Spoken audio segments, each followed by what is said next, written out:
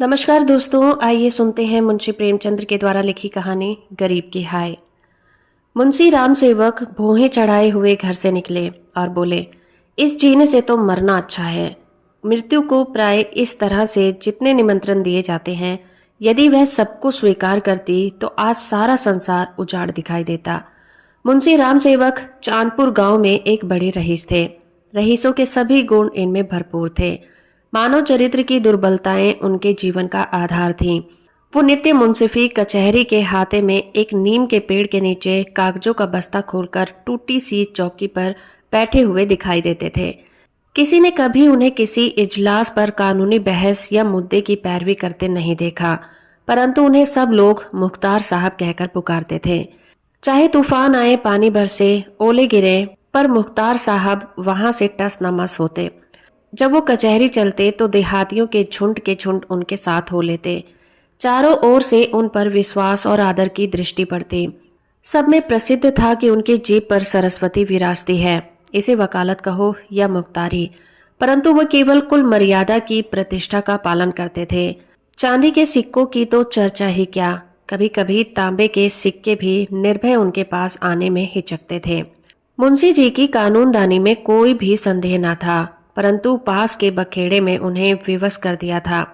खैर जो हो, उनका ये पेशा केवल प्रतिष्ठा पालन के निर्मित था, नहीं तो उनके निर्वाह का मुख्य साधन आसपास की अनाथ पर खाने पीने में सुखी विधवाओं और भोले भाले किंतु धनी वृद्धों की श्रद्धा थी। विधवाएं अपना रुपया उनके यहाँ अमानत रखती। बूढ़े अपने कपूतों के डर से अपना धन उन्हें सौंप देते, पर रुपया एक बार उनकी मुट्ठी में जाकर फिर निकलना भूल जाता था। वो जरूरत पड़ने पर कभी कभी कर्ज ले लेते थे। भला बिना कर्ज लिए कभी किसी का काम चलता है? भोर को सांझ के करार का रुपया लेते, पर वह सांझ कभी नहीं आती। सारांश, मुंशी जी कर्ज लेकर देना सीखे ही नहीं थे। ये उनकी कुल प्रथा थी। यही सब मामले बहुधा मुंशी जी के सुख चैन में विघ्न डालते थे। कानून और अदालत से तो उन्हें कोई डर न था। इस मैदान में उनका सामना करना पानी में मगर से लड़ना था। परंतु जब कोई दुष्ट उनसे भिड़ जाता, उनकी ईमानदारी पर संदेह करता और उनके मुंह पर भला बुरा कहने को उतारू हो जाता, तब मुंशी जी के हृदय पर बड़ी चोट लगती। इस प्रकार की दुर्घटनाएं प्राय होती थी। हर जगह ऐसे ओछे लोग रहते हैं जिन्हें दूसरों को नीचा दिखाने में ही आनंद आता है। ऐसे लोगों का सहारा पाकर कभी कभी छोटे आदमी मुंशी जी के मुंह लग जाते थे। नहीं तो एक कंजड़ीन की इतनी मजाल नहीं कि आंगन में आकर उन्हें भला बुरा कहे। मुंशी जी उसके पुराने ग्राहक थे। बरसों तक उससे साग भाजी ली थी। यदि दाम न दिया जाए तो कंजड़ीन को संतोष करना चाहिए था। दाम जल्दी या देर से मिल ही जाते, परंतु वो मुंहफट कंजड़ीन 2 ही बरसों में घबरा गई और उसने कुछ आने पैसे के लिए प्रतिष्ठित आदमी का पानी उतार दिया। झुंझलाकर मुंशी जी अपने को मृत्यु का कलेवा बनाने पर उतारू हो गए, तो इसमें उनका कोई दोष न था। इसी गांव में मूंगा नाम की एक विधवा ब्राह्मणी रहती थी। उसका पति ब्रह्मा की काली पलटन में हवलदार था और लड़ाई में वही मारा गया था। सरकार की ओर से उसके अच्छे कामों के बदले मूंगा को 500 रुपए मिले थे। विधवा स्त्री और जमाना नाजुक था। बेचारी ने सब रुपए मुंशी राम सेवक को सौंप दिए और महीने महीने थोड़ा थोड़ा उसमें से मांगकर अपना निर्वाह करती रही। मुंशी जी ने यह कर्तव्य कई वर्ष तक तो बड़े ईमानदारी के साथ पूरा किया, पर जब बूढ़ होने पर भी मूंगा नहीं मरी और मुंशी जी को यह चिंता हुई कि शायद उसमें से आधी रकम भी स्वर्ग यात्रा के लिए नहीं छोड़ना चाहती, तो एक दिन उन्होंने कहा, मूंगा, तुम्हें मरना है या नहीं? साफ साफ कह दो कि मैं अपने मरने की फिक्र करूं। उस दिन मूंगा की आंखें खुली, उसकी नींद टूटी और बोली, मेरा हिसाब कर दो। हिसाब का चिट्ठा तैयार था। अमानत में अब एक कौड़ी बाकी न थी। मूंगा ने बड़ी कड़ाई से मुंशी जी का हाथ पकड़कर कहा, अभी मेरे 250 रुपए तुमने दबा रखे हैं, मैं एक कौड़ी भी नहीं छोड़ूंगी। परंतु अनाथों का क्रोध पटाखे की आवाज है, उससे बच्चे डर जाते हैं और असर कुछ नहीं होता। अदालत में उसका कुछ जोर न था, न पढ़ी लिखी थी, न हिसाब किताब। हाँ, पंचायत से उसका आसरा था। पंचायत बैठी, कई गांव के लोग इकट्ठे हुए। मुंशी जी नियत और मामले के साफ थे। उन्हें पंचों का क्या डर। सभा में खड़े होकर पंचों से कहा, भाइयों, आप लोग सत्यनारायण और कुलीन हैं। मैं आप सब साहबों का दास हूँ। आप सब साहबों की उदारता और कृपा से, दया और प्रेम से मेरा रोम रोम कृतज्ञ है। और आप लोग सोचते हैं कि इस अनाथिनी और विधवा स्त्री के रुपए हड़प गया हूँ। पंचों ने एक स्वर में कहा, नहीं नहीं, आपसे ऐसा नहीं हो सकता। राम सेवक, यदि आप सब सज्जनों का विचार हो कि मैंने रुपए दबा लिए, तो मेरे लिए डूब मरने के सिवा और कोई उपाय नहीं है। मैं धनाढ़ नहीं हूँ, न मुझे उदार होने का घमंड है, पर अपनी कलम की कृपा से आज लोगों की कृपा से किसी का मोहताज नहीं हूँ। क्या मैं ऐसा ओछा हो जाऊंगा कि एक अनाथिनी के रुपए पचा लूं? पंचों ने एक स्वर में फिर कहा, नहीं नहीं, आपसे ऐसा नहीं हो सकता। मुंह देखकर टीका काढ़ा जाता है। पंचों ने मुंशी जी को छोड़ दिया। पंचायत उठ गई। मूंगा ने आह भरकर संतोष किया और मन में कहा, अच्छा अच्छा, यहाँ ना मिला तो ना सही। अब कोई मूंगा का दुख सुनने वाला और सहायक ना था। दरिद्रता से जो कुछ दुख भोगने पड़ते हैं, वह सब उसे झेलने पड़े। वो शरीर से पुष्ट थी, चाहती तो परिश्रम कर सकती थी, पर जिस दिन पंचायत पूरी हुई उसी दिन उसने काम न करने की कसम खा ली। अब उसे रात दिन रुपयों की रट लगी रहती। उठते बैठते सोते जागते उसे केवल एक ही काम था, और वह मुंशी राम सेवक का भला मानना। अपने झोपड़े के दरवाजे पर बैठी हुई वो रात दिन उन्हें सच्चे मन से आसीसा करती। बहुधा अपने आशीष के वाक्यों में ऐसे कविता के वाक्य और उपमाओं का व्यवहार करती कि लोग सुनकर अचंभे में आ जाते। धीरे धीरे मूंगा पगली हो चली थी। नंगे सिर, नंगे शरीर, हाथ में एक कुल्हाड़ी लिए हुए सुनसान स्थानों में जा बैठती। झोपड़ी के बदले अब वह मरघट पर नदी के किनारे खंडहरों में घूमती दिखाई पड़ती थी। बिखरी हुई लटें, लाल लाल आंखें, पागलों सा चेहरा, सूखे हुए हाथ पांव, उसका यह स्वरूप देखकर लोग डर जाते थे। अब कोई उसे हंसी में भी नहीं छेड़ता था। यदि वह कभी गांव से निकल जाती तो स्त्रियां घरों में किवाड़ बंद कर लेती थीं। पुरुष कतराकर इधर उधर से निकल जाते और बच्चे चीख मारते भागते फिरते थे। यदि कोई लड़का भागता ना था तो वह मुंशी राम सेवक का सुपुत्र राम गुलाल था।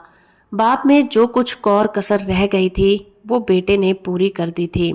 गांव के काने लंगड़े आदमी उसकी सूरत से चिढ़ते थे, और गालियां खाने में तो शायद ससुराल में आने वाले दामाद को भी इतना आनंद न आता हो। वह मूंगा के पीछे तालियां बजाता, कुत्तों को साथ लिए हुए उस समय तक रहता जब तक वो बेचारी तंग आकर गांव से निकल न जाती। रुपया पैसा होश हवास खोकर उसे पगली की पदवी मिली, और अब वह सचमुच पगली थी। अकेली बैठी अपने आप घंटों बातें किया करती।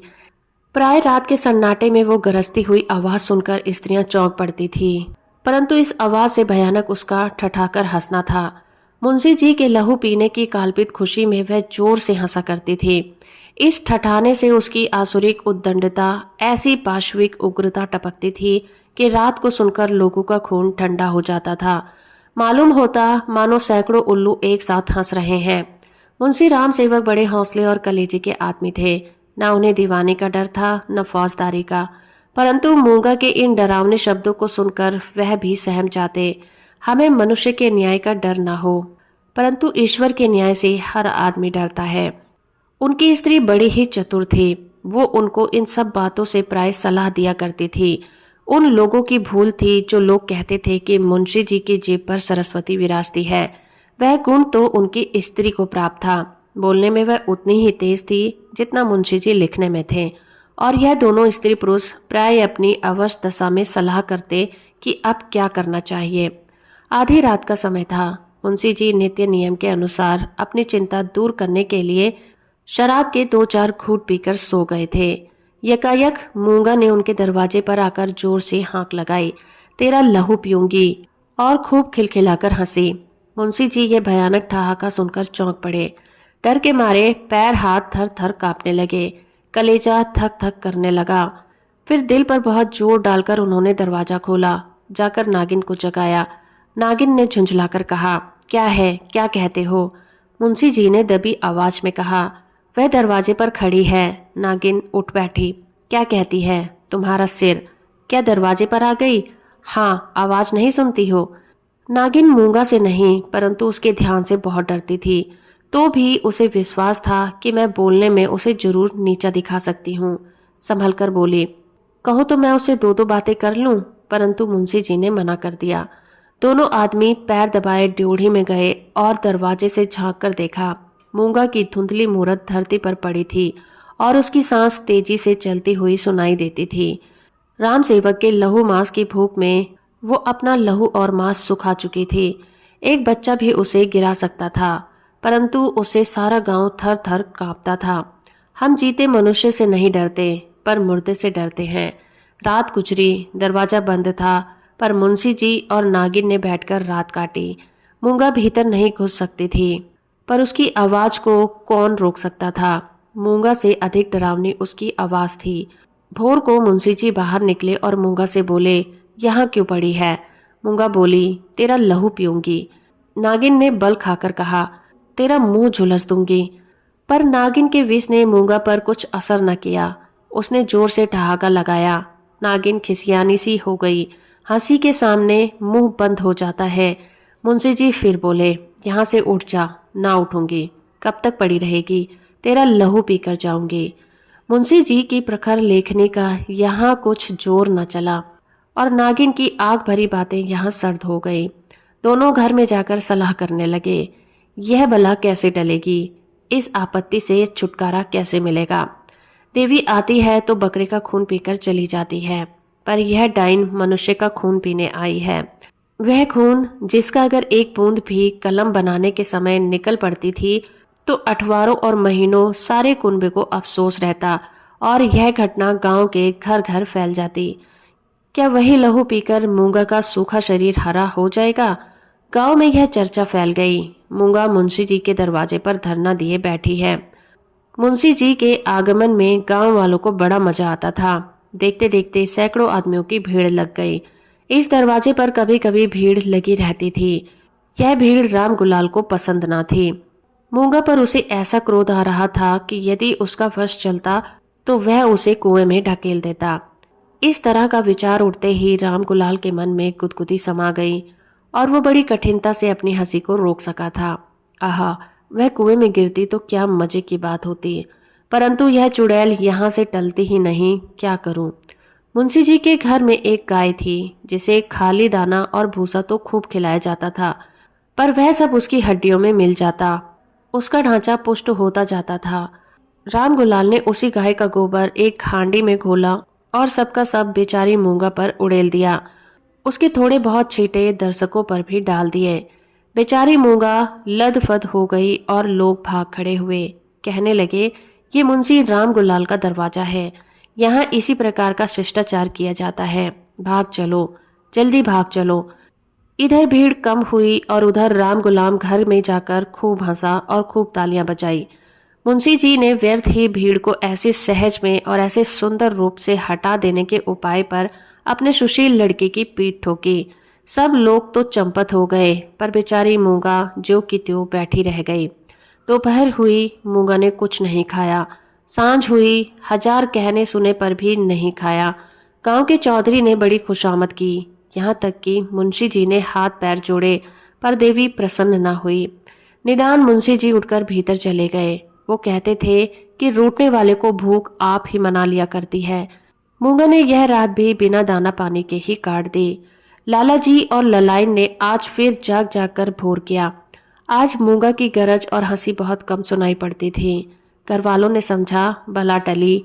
सवेरा होते ही जो दरवाजा खोलकर देखा तो वो अचेत पड़ी थी। मुंह पर मक्खियां भिनभिना रही हैं और उसके प्राण पखेड़ू उड़ चुके हैं। वह इस दरवाजे पर मरने ही आई थी। जिसने उसके जीवन की जमा पूंजी हर ली थी, उसी को अपनी जान भी सौंप दी। अपने शरीर की मिट्टी तक उसने भेंट कर दी थी। धन से मनुष्य को कितना प्रेम होता है। धन अपनी जान से भी ज्यादा प्यारा होता है, विशेषकर बुढ़ापे में।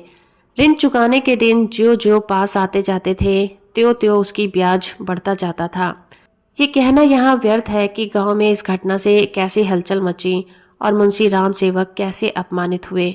एक छोटे से गांव में ऐसी असाधारण घटना होने पर जितनी हलचल हो सकती उससे अधिक ही हुई।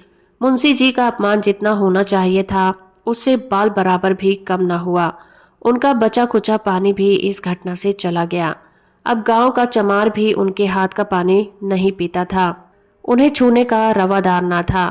यदि किसी घर से कोई गाय खूंटे पर मर जाती तो वह आदमी महीने द्वार द्वार ही मांगता फिरता। न नाई उसकी हजामत बनावे, न कहार उसका पानी भरे, न कोई उसे छुए। ये गो हत्या का प्रायश्चित था। ब्रह्म हत्या का दंड तो इससे भी कड़ा है और इसमें अपमान भी बहुत है। मूंगा ये जानती थी और इसीलिए इस दरवाजे पर आकर मरी थी। वो जानती थी कि मैं जीते जी तो कुछ नहीं कर सकती, मरकर उससे बहुत कुछ करवा सकती हूँ। गोबर का उपला जब जल कर खाक हो जाता है तब साधु संत उसे माथे पर चढ़ाते हैं। पत्थर का ढेला आग में जलकर आग में अधिक तीखा और मारक होता है। मुंशी राम सेवक कानून नंदा थे। कानून ने उन पर कोई दोष नहीं लगाया था। मूंगा किसी कानून दफा के अनुसार नहीं मरी थी। ताजीरात हिंद में उसका कोई उदाहरण नहीं मिलता था। इसलिए जो लोग उससे प्रायश्चित करवाना चाहते थे उनकी भारी भूल थी। कुछ हर्ज नहीं, कहार पानी न भरे ना सही, वो पानी भर लेंगे। अपना काम आप करने में भला लाज ही क्या है। बला से नाई बाल न बनाएगा, हजामत बनाने का काम ही क्या है। दाढ़ी बहुत सुंदर वस्तु है। दाढ़ी मर्द की शोभा और श्रृंगार है, और जो फिर बालों से ऐसी घिन होगी तो एक एक आने में तो उस तरह मिलते हैं। धोबी कपड़े नहीं धोएगा तो इसकी भी कोई परवाह नहीं है। साबुन तो गले गले कौड़ियों के मोल आता है। एक बट्टी साबुन में दर्जनों कपड़े ऐसे साफ हो जाते हैं जैसे बगुले के पर। धोबी क्या खाकर ऐसा साफ कपड़ा धोएगा। पत्थर पर पटक पटक कर कपड़ों का लत्ता निकाल लेता है। आप पहने, दूसरों को भाड़े पर पहनाए, भट्टी में चढ़ाए, रेह में भिगोए, कपड़ों की तो दुर्गति कर डालता है। जभी तो कुर्ते 2-3 साल से अधिक नहीं चलते। नहीं तो दादा हर 5वें बरस 2-3 अचकन और 2 कुर्ते बनवाया करते थे। मुंशी राम सेवक और उनकी स्त्री ने दिन भर तो यूं ही कह कहकर अपने मन को समझा लिया। सांझ होते ही उनकी तर्कनाएं शिथिल हो गईं। अब उनके मन पर भय ने चढ़ाई कर दी। जैसे तैसे रात बीतती थी और डर भी बढ़ता जाता था। बाहर का दरवाजा भूल से खुला रह गया था, पर किसी की हिम्मत नहीं पड़ती थी कि जाकर बंद कर आए। निदान नागिन ने हाथ में दिया लिया, मुंशी जी ने कुल्हाड़ा, राम गुलाम ने गड़ासा। इस ढंग से तीनों आदमी चौंकते हिचकते दरवाजे पर आए। यहाँ मुंशी जी ने बहादुरी से काम लिया। उन्होंने नी धड़क दरवाजे से बाहर निकलने की कोशिश की। कांपते हुए पर ऊंची आवाज में नागिन से बोले, तुम व्यर्थ डरती हो, वह क्या यहाँ बैठी है? पर उसकी प्यारी नागिन ने उन्हें अंदर खींच लिया और झुंझलाकर बोली, तुम्हारा यही लड़कपन तो मुझे अच्छा नहीं लगता। यह दंगल जीतकर तीनों आदमी रसोई के कमरे में आए और खाना पकने लगा, परंतु मूंगा उनकी आंखों में घुसी हुई थी। अपनी परछाई को देखकर मूंगा का भय होता था। अंधेरे कोने में मूंगा बैठी मालूम होती थी। वही हड्डियों का ढांचा, वही बिखरे हुए बाल, वही पागलपन, वही डरावनी आंख। मूंगा का नक्श दिखाई देता था। इसी कोठरी में आटे दाल के कई मटके रखे हुए थे। वहां कुछ पुराने चिथड़े भी पड़े हुए थे। एक चूहे को भूख ने बेचैन किया। मटकों ने कभी अनाज की सूरत न देखी थी, पर सारे गांव में मशहूर था कि इस घर में चूहे गजब के डाकू हैं। तो वह उन दानों की खोज में जो मटकों में कभी नहीं गिरे थे, रेंगता हुआ इस चिथड़े के नीचे आ निकला। कपड़े में खड़खड़ाहट हुई। फैले हुए चिथड़े मूंगा की पतली टांगे बन गईं। नागिन देखकर झिझकी और चीख उठी। मुंशी जी बदहवास होकर दरवाजे की ओर लपके। राम गुलाम दौड़कर उनकी टांगों से लिपट गया। चूहा बाहर निकल आया। उसे देखकर इन लोगों के होश ठिकाने आए। अब मुंशी जी साहस करके मटके की ओर चले। नागिन ने कहा, रहने भी दो, देख ले तुम्हारी मर्दान की। मुंशी जी अपनी प्रिय नागिन के इस अनादर पर बहुत बिगड़े। तुम क्या समझती हो, मैं डर गया? भला डर की क्या बात है? मूंगा मर गई, क्या वो बैठी है? मैं कल नहीं दरवाजे के बाहर निकल गया था। तुम रोकती रही, मैं ना माना। मुंशी जी की इस दलील ने नागिन को निरुत्तर कर दिया। कल दरवाजे के बाहर निकल जाना या निकलने की कोशिश करना साधारण काम ना था। जिससे साहस का ऐसा प्रमाण मिल चुका हो, उसे डरपोक कौन कह सकता है? वो नागिन की हठ धर्मी थी। खाना खाकर तीनों आदमी सोने के कमरे में आए, परंतु मूंगा ने यहाँ भी पीछा न छोड़ा। बातें करते थे, दिल तो बहलाते थे। नागिन ने राजा हरदौल और रानी सारंधा की कहानियां कहीं। मुंशी जी ने फौजदारी के कई मुकदमों का हाल सुनाया। तो भी इन उपायों से मूंगा की मूर्ति उनकी आंखों के सामने से नहीं हटती थी। जरा खटका होता तो तीनों चौंक उठते। उधर पत्तियों में सनसनाहट हुई तो इधर तीनों के रोंगटे खड़े हो गए। रह रहकर एक धीमी आवाज धरती के भीतर से उनके कानों में आती थी। आधी रात को नागिन नींद से चौंक पड़ी। वो इन दिनों गर्भवती थी। लाल लाल आंखों वाली, तेज और नुकीली दांतों वाली मूंगा उसकी छाती पर बैठी हुई जान पड़ती थी। नागिन चीख उठी, बावली की तरह आंगन में भाग आई और यकायक धरती पर गिर पड़ी। सारा शरीर पसीना पसीना हो गया। मुंशी जी भी उसकी चीख सुनकर चौंक पड़े, पर डर के मारे आंखें न खोली। अंधों की तरह दरवाजा टटोलते रहे। बहुत देर के बाद उन्हें दरवाजा मिला। आंगन में आए तो देखा नागिन जमीन पर पड़ी हाथ पांव पटक रही थी। उसे उठाकर भीतर लाए, पर रात भर उसने आंखें न खोली। भोर को अकबक बकने लगी। थोड़ी देर में ज्वर हो गया और बदन लाल तवा सा हो गया था। सांझ होते होते सन्निपात हो आया और आधी रात के समय जब संसार में सन्नाटा छाया हुआ था, नागिन इस संसार से चल बसी।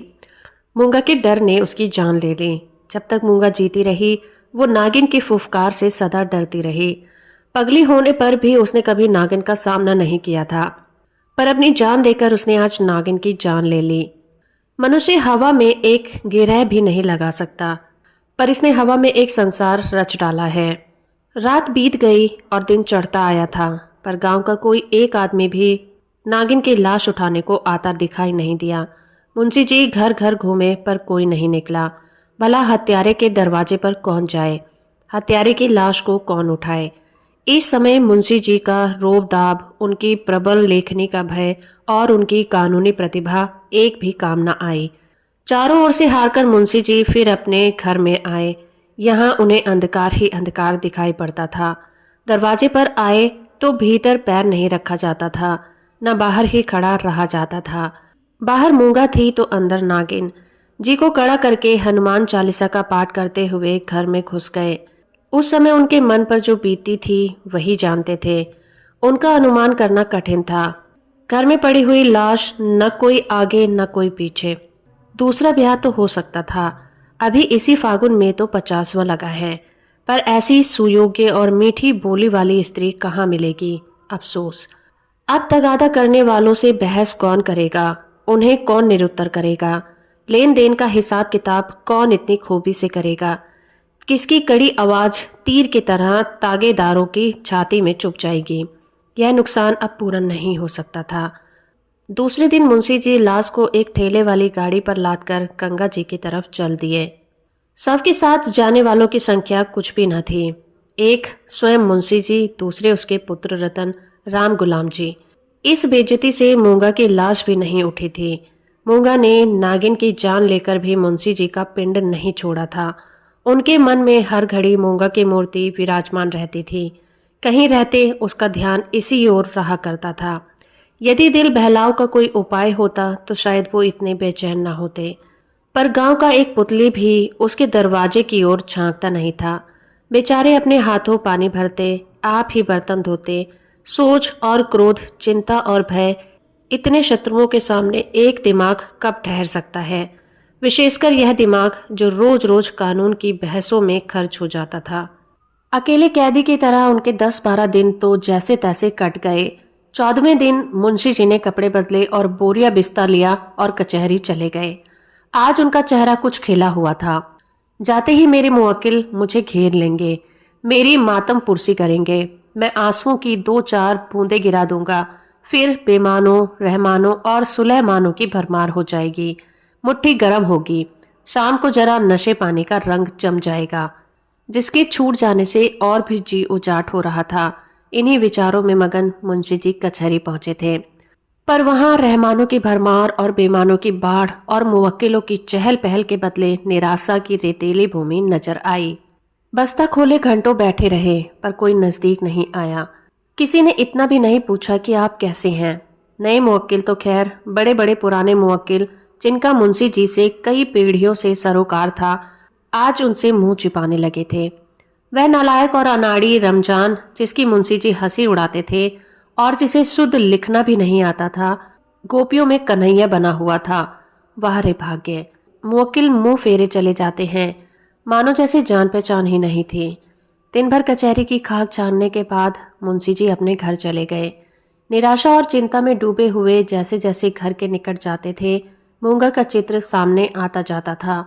यहाँ तक कि जब घर का द्वार खोला तो 2 कुत्ते, जिन्हें राम गुलाम ने बंद कर रखा था, झटपट बाहर निकले तो मुंशी जी के होश उड़ गए। एक चीख मारकर जमीन पर गिर पड़े। मनुष्य के मन और मस्तिष्क पर भय का जितना प्रभाव होता है, उतना और किसी शक्ति का नहीं होता। प्रेम, चिंता, निराशा, हानि, यह सब मन को अवश्य दुखित करते हैं।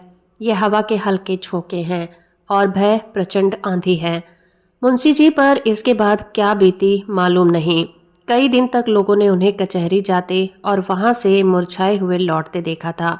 कचहरी जाना उनका कर्तव्य था और यद्यपि वहां मुवक्किलों का अकाल था, तो भी तगादे वालों से गला छुड़ाने और उनको भरोसा दिलाने के लिए अब यही एक लटकार रह गया था, जिसके बाद वो कई महीने तक देख न पड़े।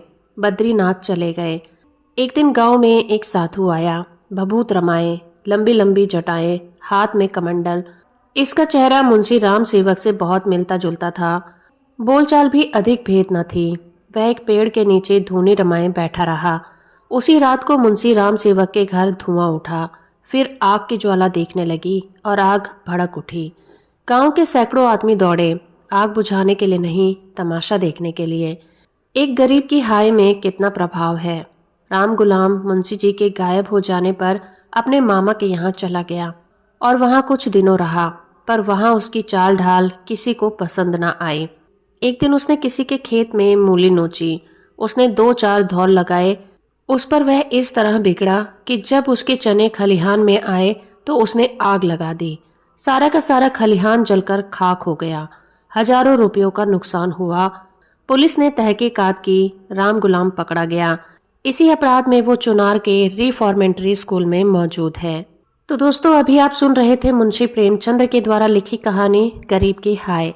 अगर ये कहानी और मेरा प्रयास आपको अच्छा लगा है तो आप इस वीडियो को लाइक, शेयर और चैनल को सब्सक्राइब करना बिल्कुल मत भूलिएगा।